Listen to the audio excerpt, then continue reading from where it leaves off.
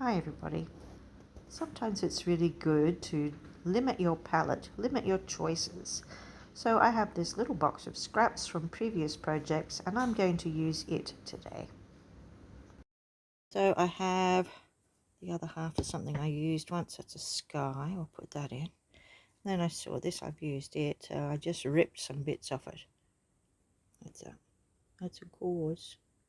Some of this material is nice. This little bit of fancy wool would be nice. I thought I really do like I say, limiting myself sometimes. It really helps to sort of break through into some more creative areas. And I was thinking, why don't we use just a single stitch? We're going to use crosses. Let's see where it leads us. My first stage, I think, is going to be just gluing some of those bits down with a glue stick.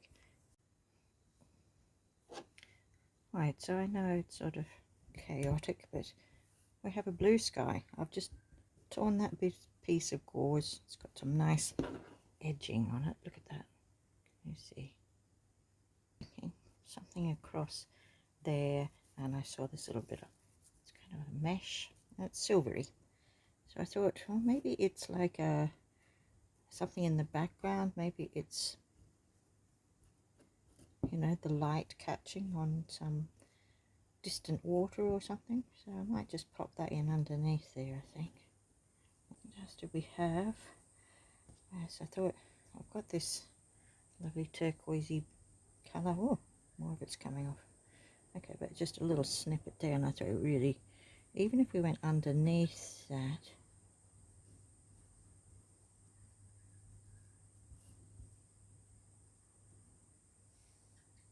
it's sort of looking like the water. Okay, and then we had this, so we could put it over it like that. Got another bit of this blue, plonk it in somewhere underneath there maybe. Doesn't matter if bits of it are under here, it adds a bit of variation because it's sheer, you see. So now what other scraps we had? I've got more of that if I want it. Don't think I need it. So I had that little bit of patchwork fabric, a little scrap, and so I've torn it. And just so you can have a little, let's have a few little stripes across like that. It breaks it up again a little bit.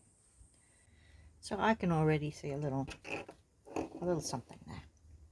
We've also got this, which was beautifully toned, and you might see it's the same sort of tones. I've just used that as my influence, and I've done that. And I think I might want a little something more there. I don't know what. Anyway, I can try it. So I was just going to say that you take a little pair of snips or something when you're doing this, and give it a little like that, and then just pull, and you'll end up with a raggedy edge, which I quite like, the raggedy edges. So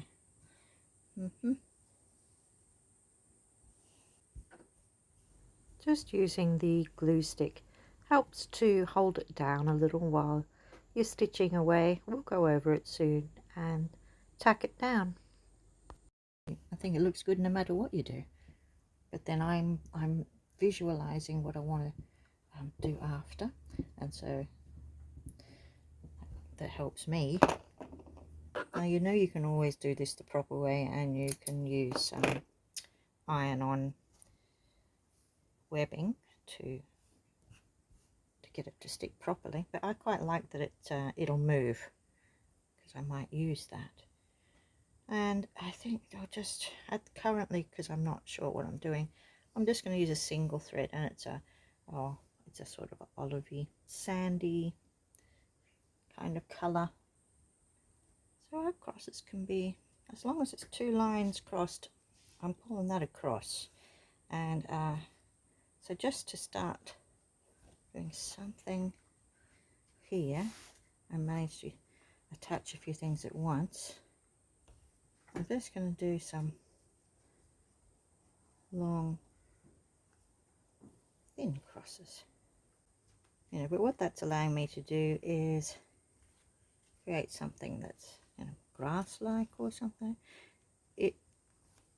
It's certainly sewing down quite a few layers at once, because I've got some net under there and that greeny foil chiffon. Now let's try and look at that. Can you see?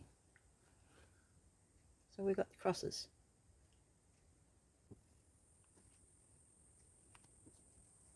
This is going to be great. I'm really thinking the crosses work well on this. I'm thinking they can be grasses, they can be trees, they can be bulrushes in the water, they could be a lot of things. They don't need to be these long thin ones all the time either. They can be something different. So I'm doing them all on the diagonal, but if you did a cross that was straight up and down, it could be a fence. So I'll just continue with just tacking, just in a light color there that sort of will absorb into all of it, and see if I can get most of it down. Now I may just be doing the same very, very fine single thread stitch. Can you see I've used it all over there, holding that down as well. It doesn't show up a lot yet, but it does hold it down, and it gives me something to build off later. I mean, as I'm doing this, I'm thinking, oh yeah, I could do that. I'm thinking maybe some light colored little proper crosses could be like a continuation of this net, and it could be like sparkles. But I like the idea that we can do this, and it's blending those colors in together too a little bit. It may not need very much. You could probably do a lot if you wanted.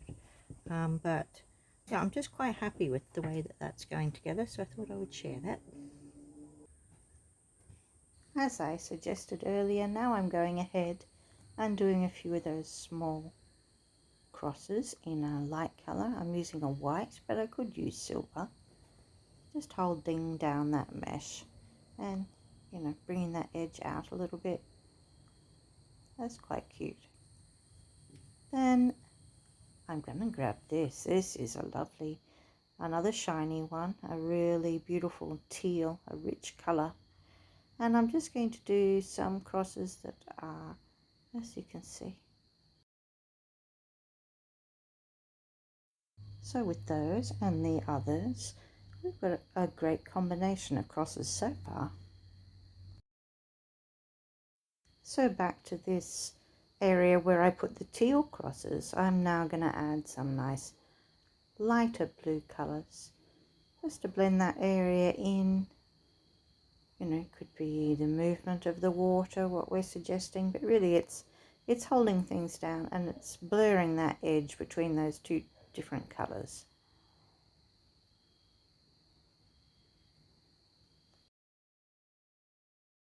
And now we'll try something different.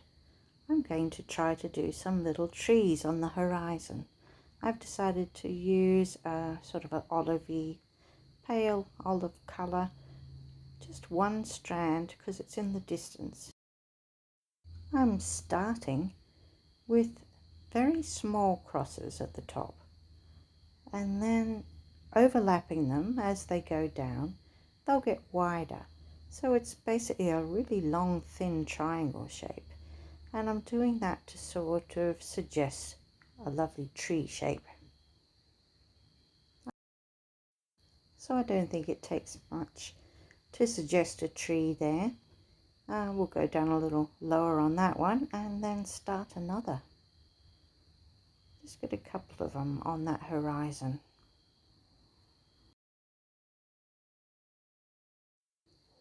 There we are. I think that works quite well for just some crosses. Pretty easy really to make those trees. Now I am picking up that wool. It has thicker and thinner pieces, and I'm just cutting little lengths of it. I thought, well, some trees, maybe the ones that are closer to me, I could use that underneath where I'm doing my crosses, and that would be more like you know, the area in the center that is denser, or the trunk or the stem. I'm just using a nice dark color first because I think that's in the background. Maybe some lighter colors we'll add later on top.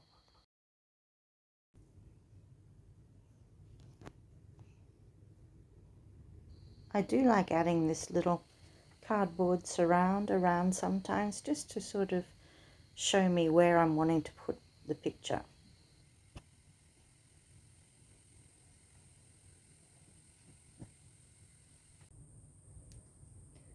So placing a little bit of that wool that we teased out to make a slightly larger tree. I'm going to start with a dark colour like I did the little one beside. May go over it a bit, but it's nice to have dark underneath, because trees do look like that, the shadows underneath. So I'm just going to do a few big lines like that, just to get it where I want it. Then we might go over it with a lighter colour to see then what we can add.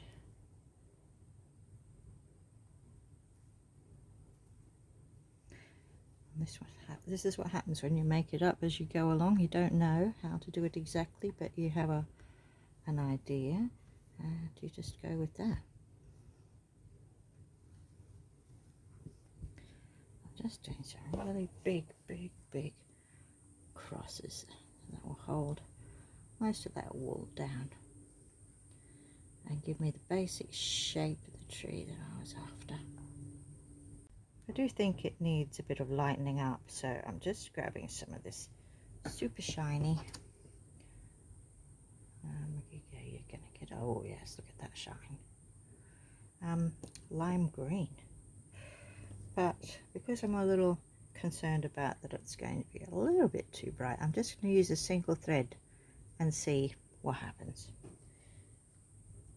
So, and I think it wouldn't be big stitches this time, it would be more delicate stitches. So let's just try it here and see.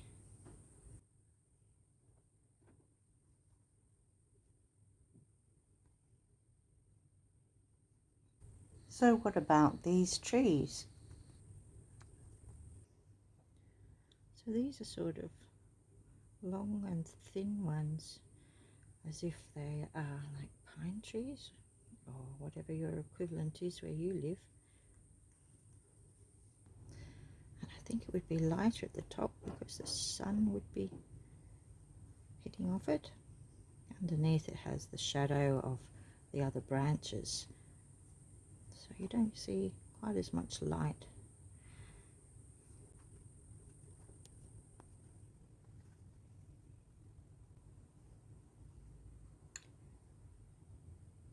Yeah, so we'll continue on like that. I've got those light coloured ones, and they're, you know, just creating the outer leaves. The darker ones are just the shadow underneath. But look at that, we've got quite a nice variation there. I've decided that as I go further down, you're coming in close to the foreground, and I've decided to make it show up a little bit more by just using 2 threads instead of the single thread.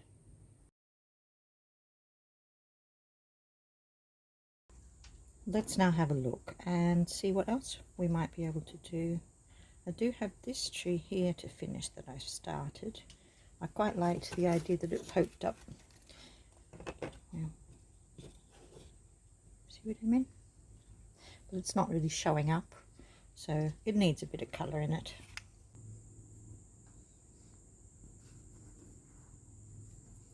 Keep it as random as I can.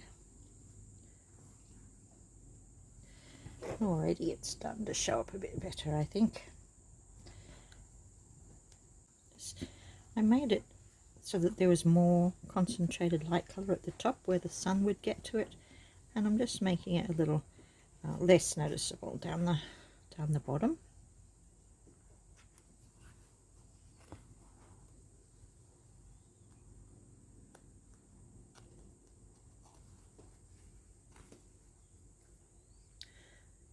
I keep trying to think, well, what is this silver stripe we have? You know, part of me, because it's nearly Christmas time, thinks well, it's very Christmassy with the trees and everything. And maybe it's snow, maybe it's frost. But I love that little twinkle. I don't know whether you can really pick it up, but it really has a gorgeous little twinkle underneath. Yeah, so I keep thinking, well, frost, snow, water, light, so many things it could be. And you know, it really doesn't bother me to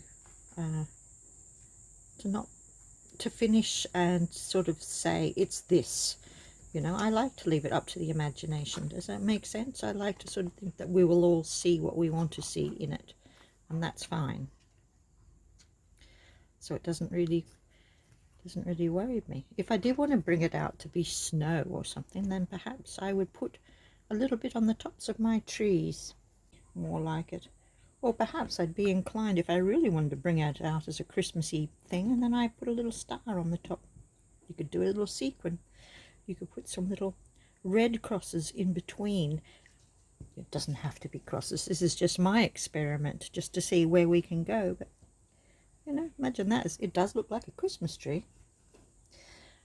But I'm happy to just go on and just leave it as whatever our imagination says that it is. I did have an idea, though, that I like the idea that this is water. Maybe it's, you know, if it was cold, maybe it's frozen over. I don't know. But at any rate, I wanted to get, remember how we did these kind of crosses right at the beginning to hold things down? And I said, oh, they could be grass or what have you.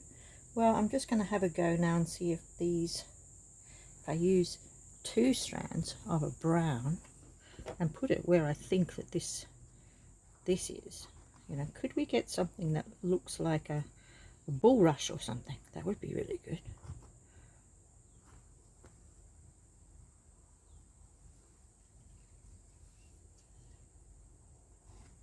Just sticking out the edge of the water.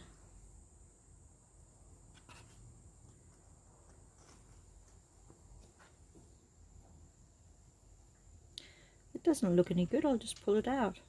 It's no bother. I just want to see how it would work.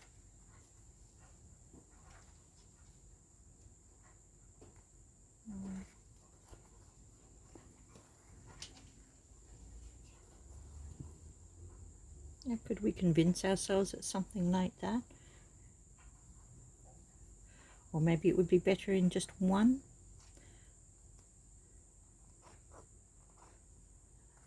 thread rather than 2. Don't know, but I'll give it a go.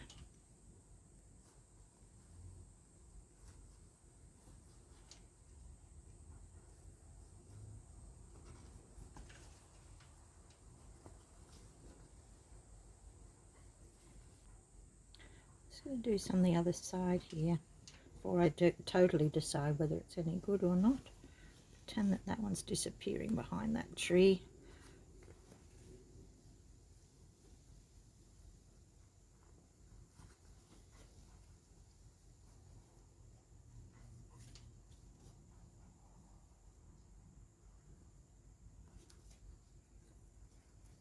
I don't want to do a cheat and do a single line. I've said it, I'm going to do it in crosses, and I will.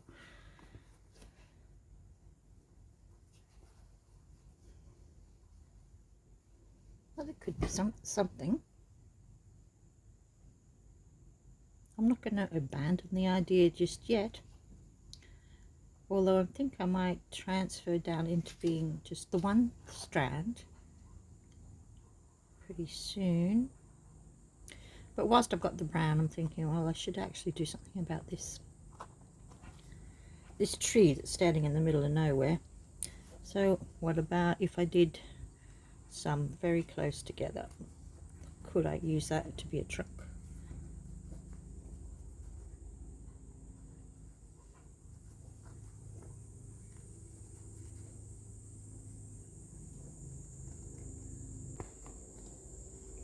This is more abstract realism rather than anything real. But you know, I think we could use our imaginations there a little bit. Maybe if we put some grass in front of that then that would definitely look like a little trunk. And what about this one we got standing in the middle of nowhere? Perhaps we could do the same there. Do these ones need it? Could do. Doesn't need very much because they're in the distance, aren't they? So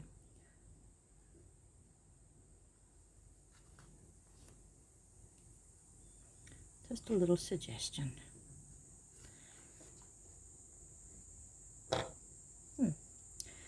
And the same here, though I might make it come down a bit further. Oops, lost my thread. There we go. But you're getting the idea. I'll go and finish that one in a minute. We've added something else to suggest that that's what we want it to be suggested to. It's a tree. So adding in even just this tiny little tiny stem there has made it appear more like a tree.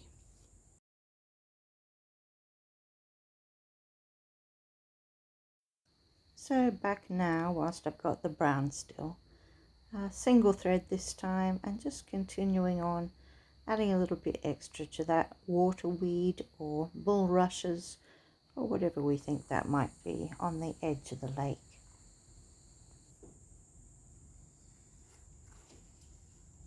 So here I'm just wanting to, you know, attach these down. I'm just doing some more diagonal single stitch with a nice olive green colour, and that can also be whatever your imagine likes it to be,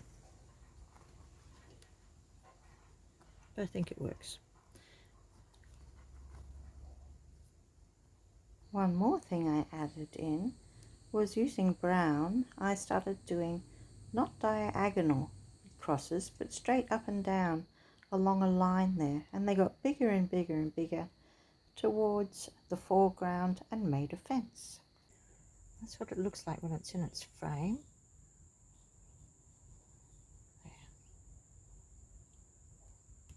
There. Let's have a closer peek. Some of the extra things that I've been doing. So I used a little bit more green here, brought it across there, just to blend in that brown a little bit. Right up the top here, I just used a very pale sage kind of blue and blended it into the sky. And I think I'm nearly done. Everything's virtually held down. I might just add a bit of blue in, just across here, just a bit of a highlight, and that'd be me. Well, I'll be the first to admit this is a very strange little project, but I think it works.